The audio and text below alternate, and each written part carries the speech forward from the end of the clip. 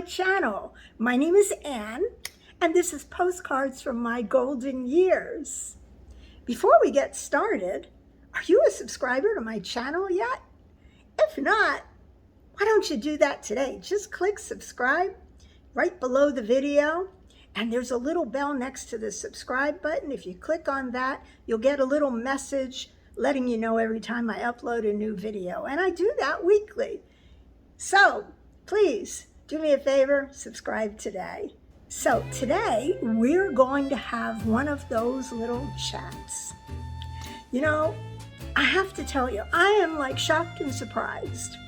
One of my top, actually the most popular video that I have created since the beginning of my channel was a video called Great Sex After 65, Yes Please. And there'll be a link above here in case you want to go check that one out next. Anyway, over 40,900 people have looked at that video, have watched it, and I continue to get comments every single month when I look at my analytics to see what my popular videos are. Every single month, that remains the #1 video on my channel.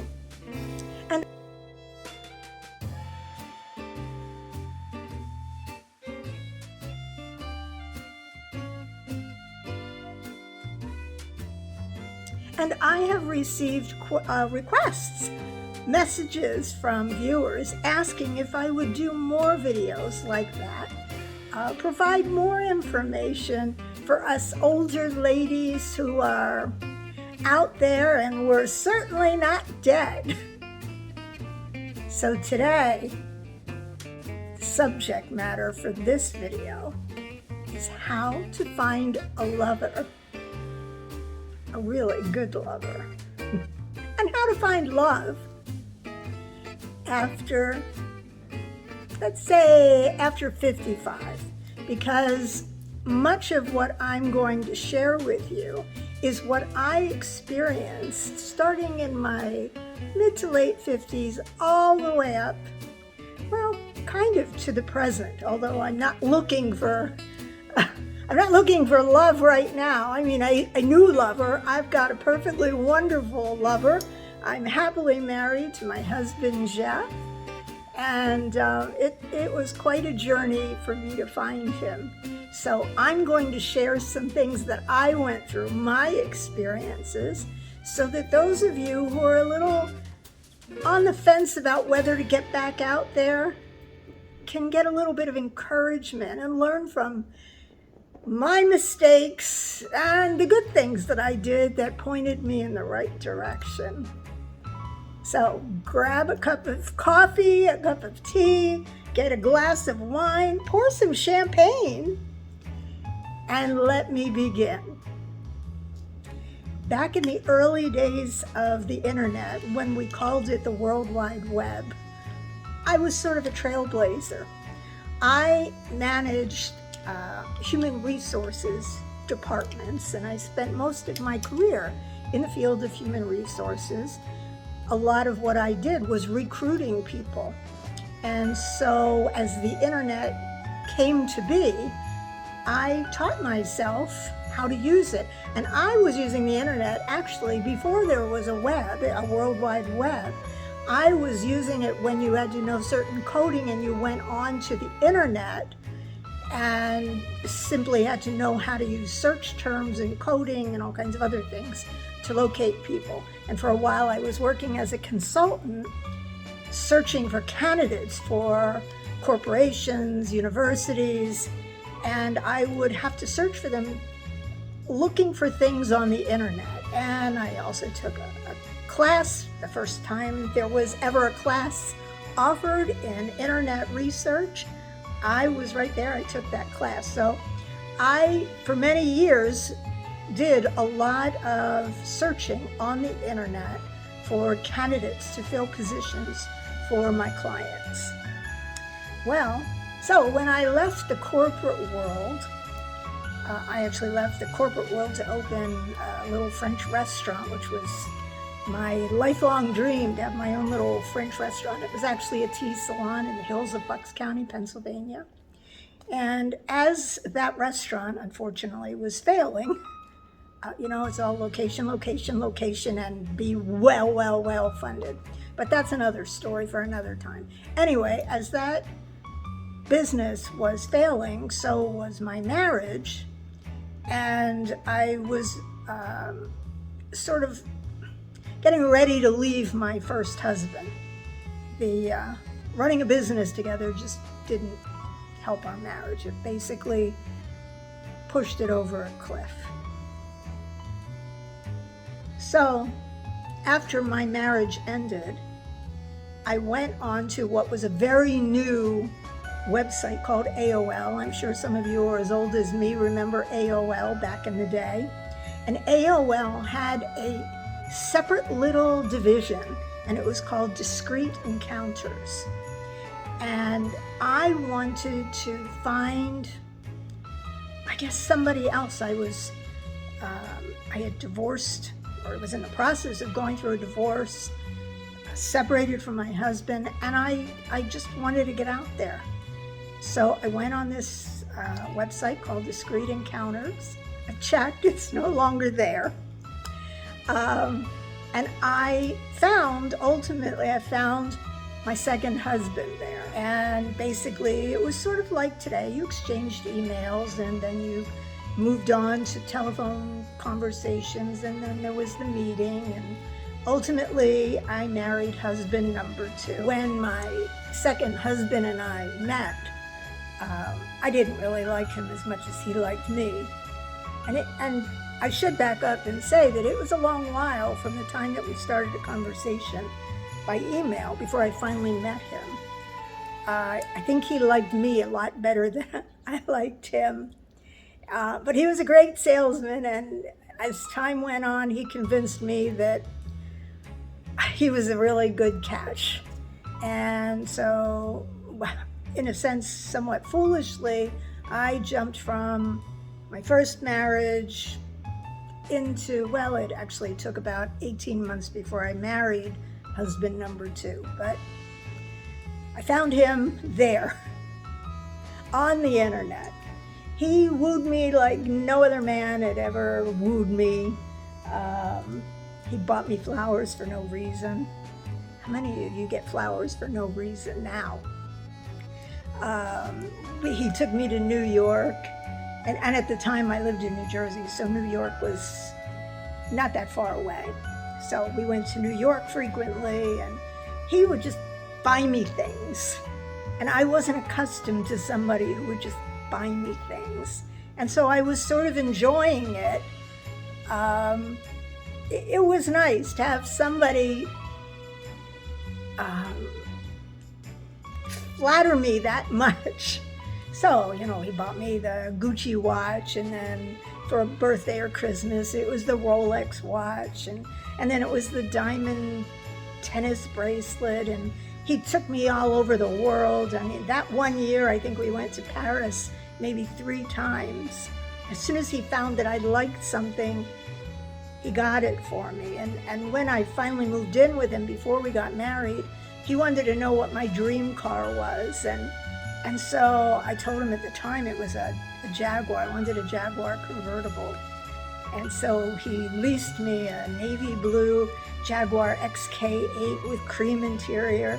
And it was wonderful, absolutely wonderful. And I think that I got blinded by a lot of that. And basically, he treated me like a princess. And I think what cinched the deal with him, yes, all the gifts were wonderful. And, I'd be lying if I said I didn't love everything he ever bought me. But what cinched the deal was the way he treated my son. As some of you who are regular viewers may know, I have a mentally challenged son who is, he is 42, just turned 42. So he's all grown up, heading towards middle age. Anyway, my son was young back in those days. This was in the late 90s. And he treated my son Ryan like a little prince. He treated him better than his own father treated him. And I'm sad to have to say that, but that was one of the things that I was so impressed with, because here I had this mentally challenged son, and I was considering marrying this person, and you want everything to be perfect. It could have gone totally the other way with some other person who wasn't sensitive to my son's issues and so loving and caring towards my son. So in spite of our other differences, I do have to give my ex-husband a lot of credit. He cared very much for my son, and as a matter of fact, after we divorced, for a while he continued to see him when he came down to Florida. And so when that marriage did not work out, after, I guess it was almost 12 years, so we had a good run, but after 12 years, we both decided that the marriage was over. So I was alone again. So after the marriage ended, I decided, actually with the encouragement of a good friend at the time, I decided to dip my toes in the dating pool again. And at this point, I hadn't been online looking for anybody on dating sites in probably maybe 13, 14 years. Because although my ex-husband and I were married for almost 12, we had lived together or dated and then lived together for almost 2 years before we got married. So it had been a long time since I had been out there dating. And the friend of mine who was giving me all the encouragement, she was a divorced woman. And she had the distinction of being the one woman who had probably dated every eligible bachelor in Sarasota. And no, I'm not going to mention names. But anyway, she dated every single eligible man, that was her claim to fame, that there was at the time who was worth dating in that part of Florida. So she said to me, here's how you should approach dating. If you want to save yourself money, because after all, I didn't have money. I had no alimony coming in.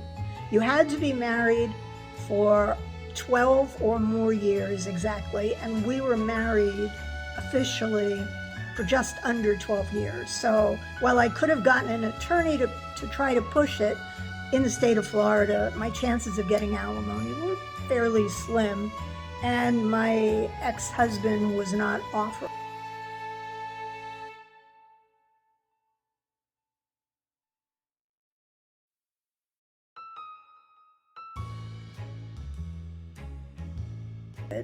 Our financial situation had left him so destitute that he couldn't afford to pay alimony. So basically I ended up with no alimony.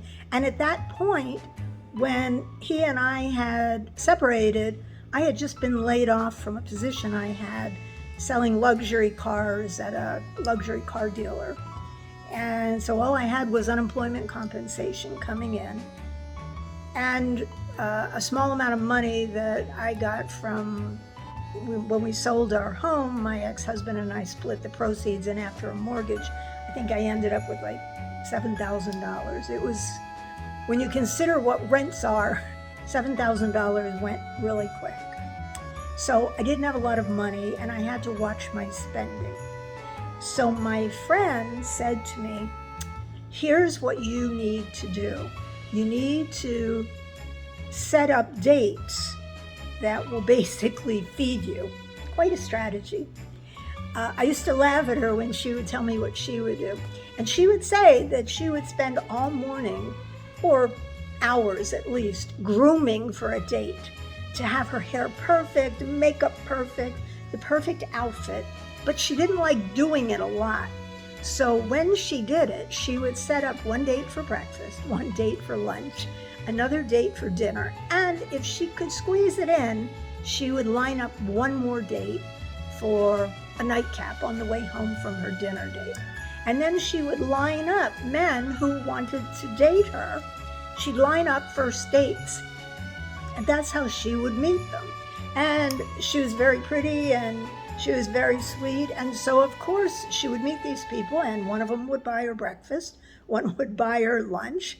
At dinner time, she would start with a cocktail. Let's meet for a cocktail or a glass of wine. And ultimately, they would say, oh, do you want to just have dinner or have a bite to eat?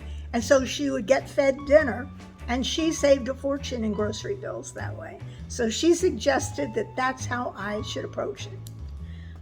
I laughed, banked the information, but did not do it that way.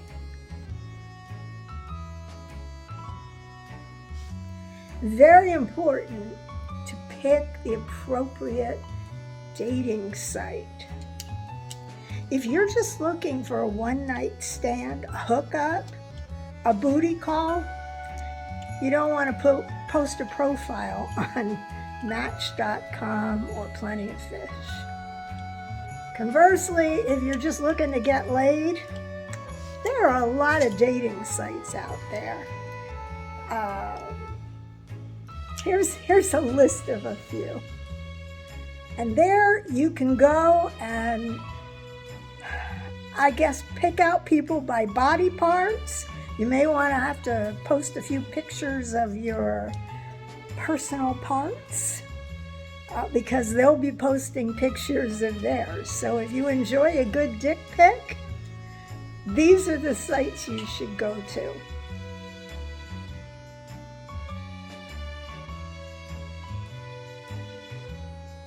Me, I was never looking for that kind of a relationship. The whole idea, particularly in my 50s or 60s, of like dealing with strangers and body fluids and worrying about safe sex and all of that, it just wasn't for me. I wanted a good, honest man who wasn't just interested in taking me to bed. I wanted somebody who was looking for somebody to like a lot, to love, to fall in love with. So be very careful where you post your profile, because if you post your profile in the wrong place, you're going to attract the wrong people. And then don't say I didn't warn you.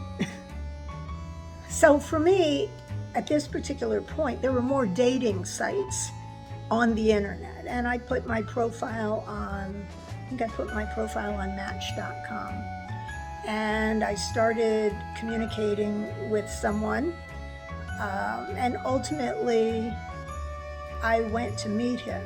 Now, bear in mind, I was Miss Super Ultra Cautious. I would insist on emails for a while till I felt comfortable on graduating up to telephone calls. And then when I was ready to hear their voice, we would go to telephone calls. I would never agree to meet anybody until I had gotten so much information out of them that I felt like I knew a whole lot about them.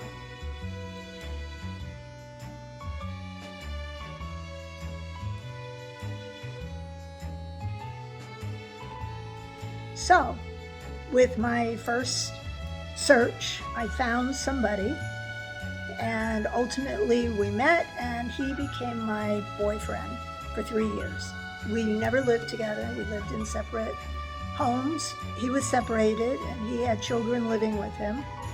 And for some stupid reason, he didn't want his ex-wife to know that he was dating, because they were getting ready to process a divorce, and he felt that things would not be financially beneficial for him if his ex-wife found out he was dating, and he didn't want his kids to tell her. So we had to date sort of secretly, go places the kids didn't see us, and I could not go to his home unless the kids were not there. If the kids were with his ex-wife, then I could go to his house. So that relationship lasted for 3 years. And when I initially started that relationship, my mental approach was that I wasn't looking for a husband. I just wanted a boyfriend. After 2 failed marriages, I just thought, okay, enough with marriages. I just want to have a boyfriend. I want to have somebody to go out with. And so this worked fine. And the guy that I was dating, it worked great for him too, because the last thing in the world he wanted to do was jump into a marriage. So we basically agreed to just have fun, enjoy each other and have fun. Well, probably somewhere along the line, by the time we were maybe 2 years into it, we were both very, very much in love with each other. And I changed my mind. I decided that I loved him enough to marry him. And I would have said yes in a minute if he had asked me to marry him. He had some faults, but I was willing to overlook the faults because the benefits, all of the pros, as far as he was concerned, greatly overwhelmed the list of negatives. Well, when I let my thoughts and feelings be known, it sort of screwed up the relationship because he didn't want to get married.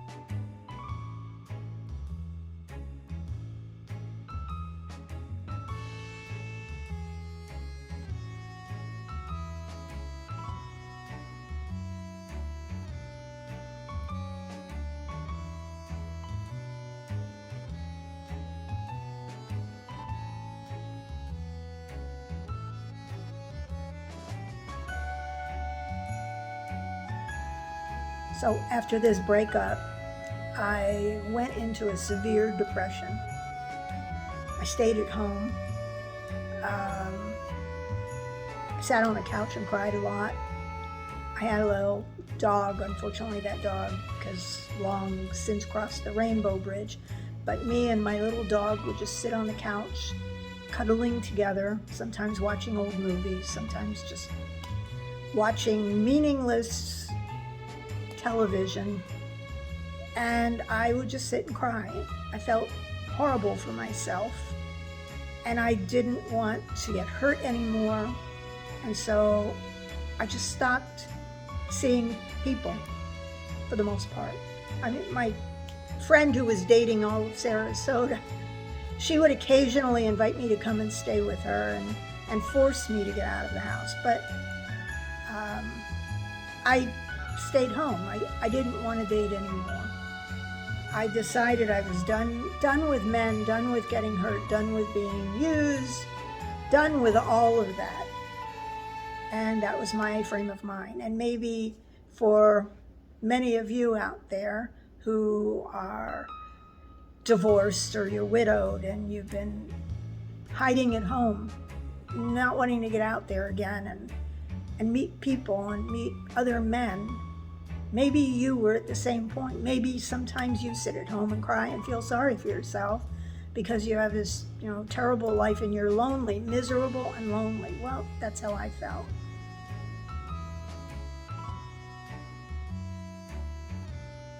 Time. And so I decided that I was going to dip my toes in that dating pool again. This time, I wanted to make sure that I found the perfect man, and he was going to meet check every box. He was going to check every box on my list. So I made a list.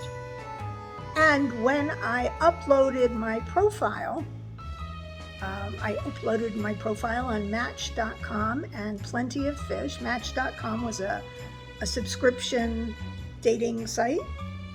And at the time, Plenty of Fish was free. So I uploaded a profile on both. eHarmony. And with eHarmony, you pay money and you complete this very in-depth profile so that they can match you with the perfect person. So I did this and I paid my money, and at the time I was on a limited income and this was not cheap. but I thought, okay, this is probably how I'm going to get quality people. eHarmony kept sending me profiles of these, what I considered old men who probably had one foot in the grave, and they lived on the other side of the state of Florida. So I'm on the West Coast. They lived way over in Miami or Fort Lauderdale. I wasn't going to date any of them. They were at least 15 years older than me. And when I contacted them and complained, they said, well, we don't have anybody in your age range where you live nearby. I think I set it like a 25 or 30 mile radius. So they were sending me these terrible old people.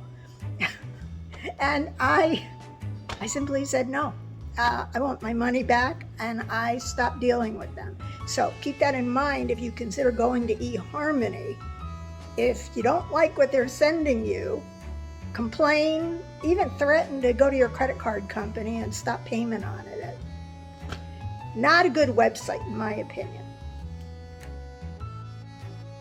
And I said that I was looking for the last first date of my life, and that I was looking for the perfect man. And then I listed all of the things that in my head, the perfect man for me, not maybe the perfect man for you, but the perfect man for me would have. And I posted that, and it was sort of tongue-in-cheek, a lot of this stuff, because I knew there was no perfect man out there. And I would be very lucky if I found a man who even came close.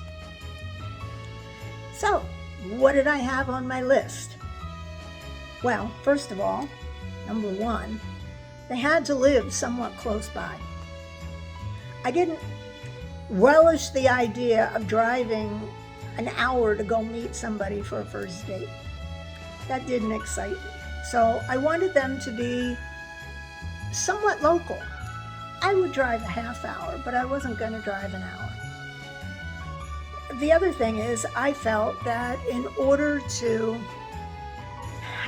get to know each other and be able to be spontaneous, the person needed to live nearby. I mean, if we became good friends and one night I felt like having a pizza, I wanted to be able to call that person on the phone or text them and say, hey, how about a pizza? And it would be nothing for them to just come over, pick me up, or even meet me at a pizza place that was nearby. Well, you can't do that if you're fielding responses from people who live on the other side of the state or live, 2 hours away. So that was the first requirement. They had to live nearby or live local. And in my profile, it tells, or you would have to list where you lived. So, for example, at that time, I think I lived in Fort Myers, Florida. So I would be looking for somebody within maybe a half hour of Fort Myers in any direction. And I just don't do long distance relationships. So if they didn't have that, if they weren't living, if the person was not living a short enough distance to where I lived, I immediately ruled them out.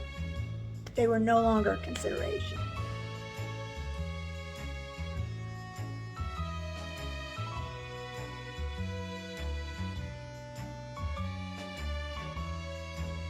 Next, they had to be single, divorced, or widowed. They could be separated, and I would date somebody separated if the divorce papers were already filed.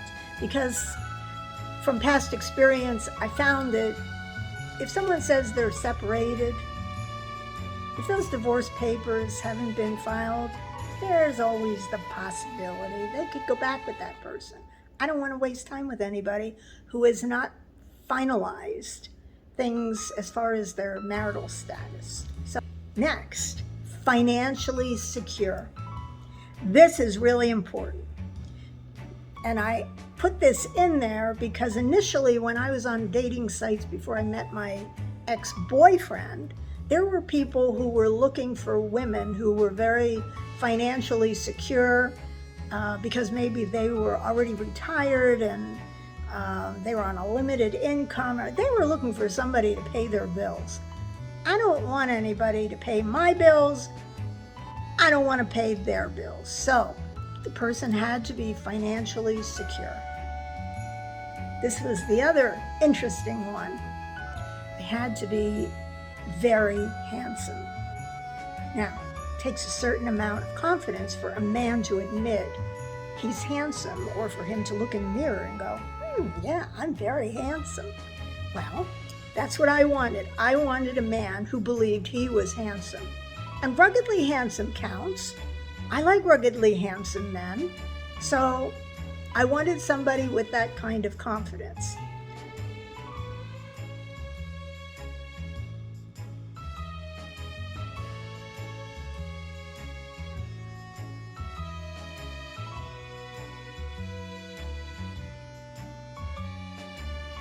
They had to have a great sense of humor and love to laugh, love to be silly.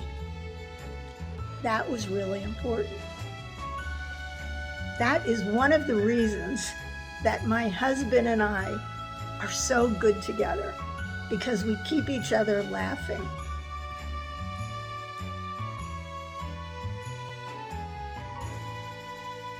Okay, here's another one. They must have a place to live.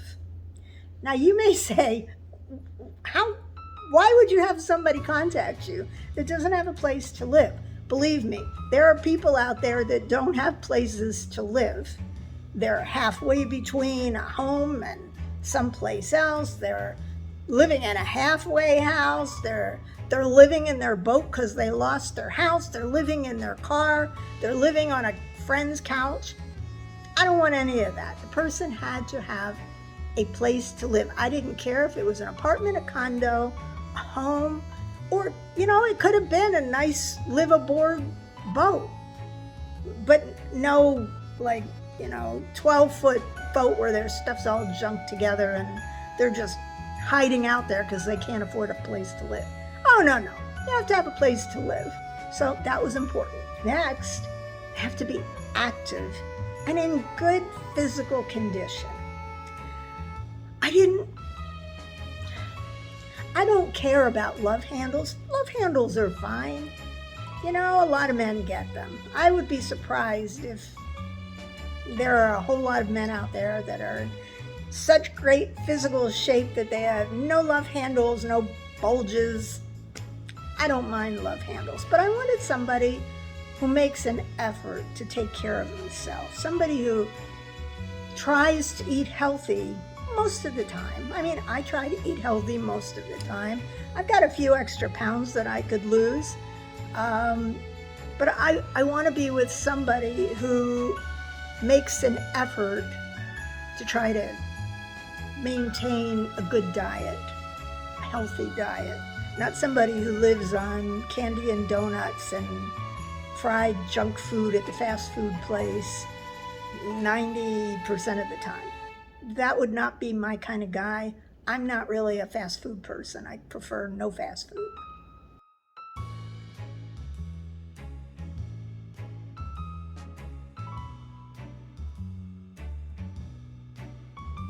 And no couch potatoes. I don't want somebody whose idea of fun is just hanging out on the couch watching TV all the time. I'll tell you about one of those as we get further along when I talk to you about some of the guys that I dated.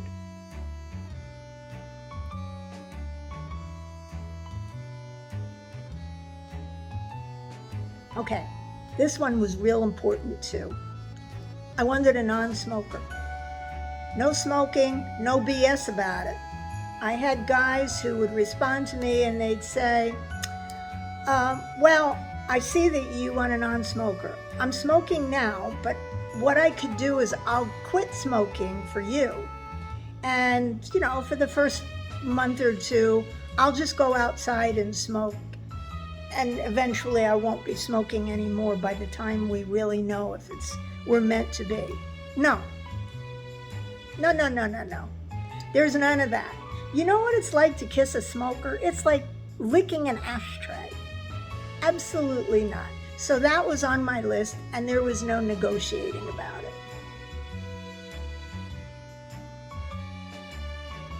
Okay, I wanted somebody with a valid passport. I love to travel. I want to see the world. And as some of you may know, one of my favorite places to go in the entire world is Paris. I want somebody who will freely go to Paris with me whenever we can afford to go. So that passport is important. Okay, so this one is also important. I was exposed to the finer things in life. Don't hate me.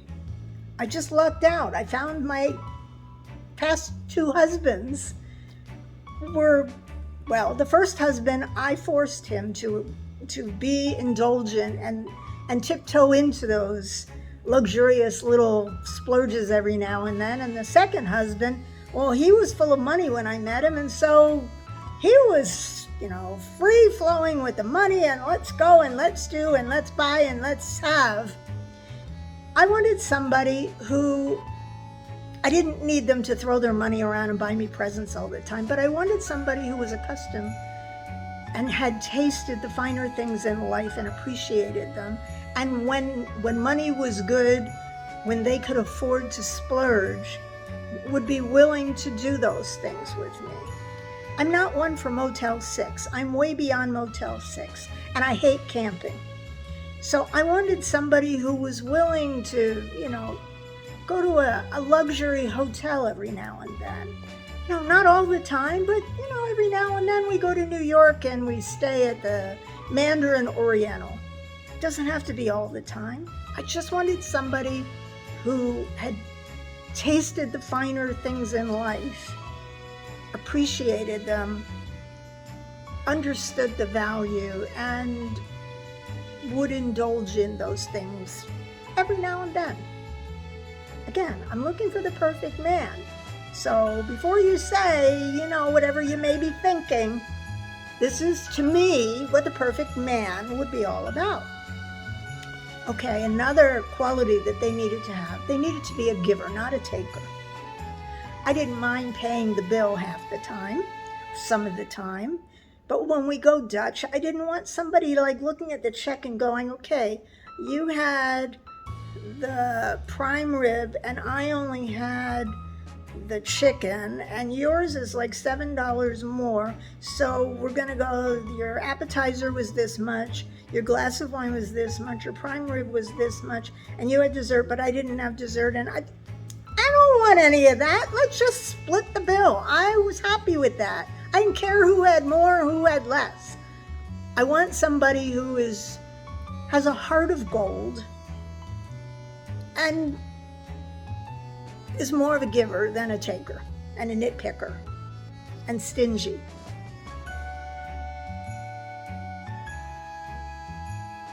Okay, another qualification that was real important. No history of arrests. Before I would go out with anybody, I was going to Google them pretty quickly after I learned their name. So I would be Googling them. I'd want to read everything that I could find on that person that I was seriously considering meeting. I'd be looking for mugshots, and there's a website, I think it's mugshots.com or something like that. I would want to see if there's a mugshot of them anywhere that I could find. There was also a database. I had a little app on my phone that would track sex offenders in the area, whatever area you were in. You would just click a button and it would show you, pinpoint all the locations of where sex offenders live.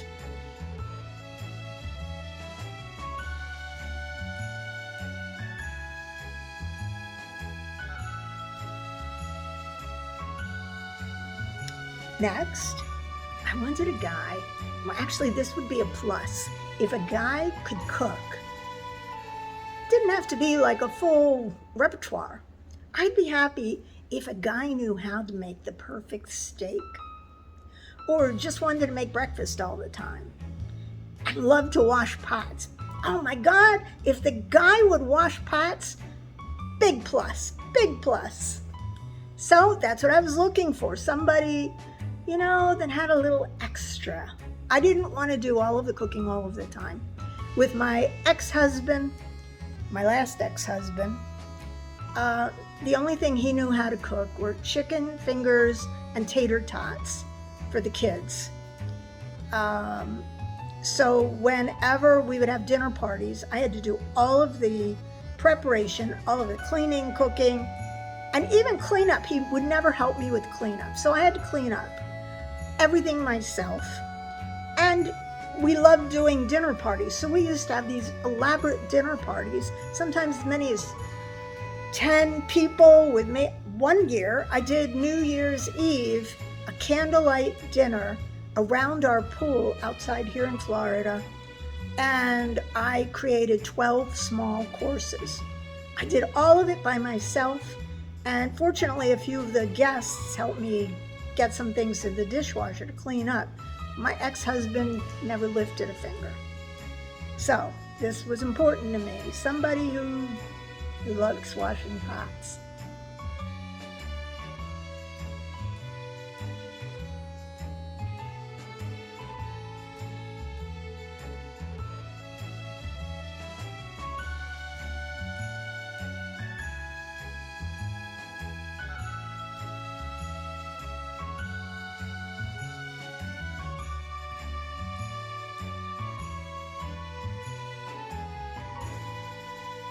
Oh yeah, this is important.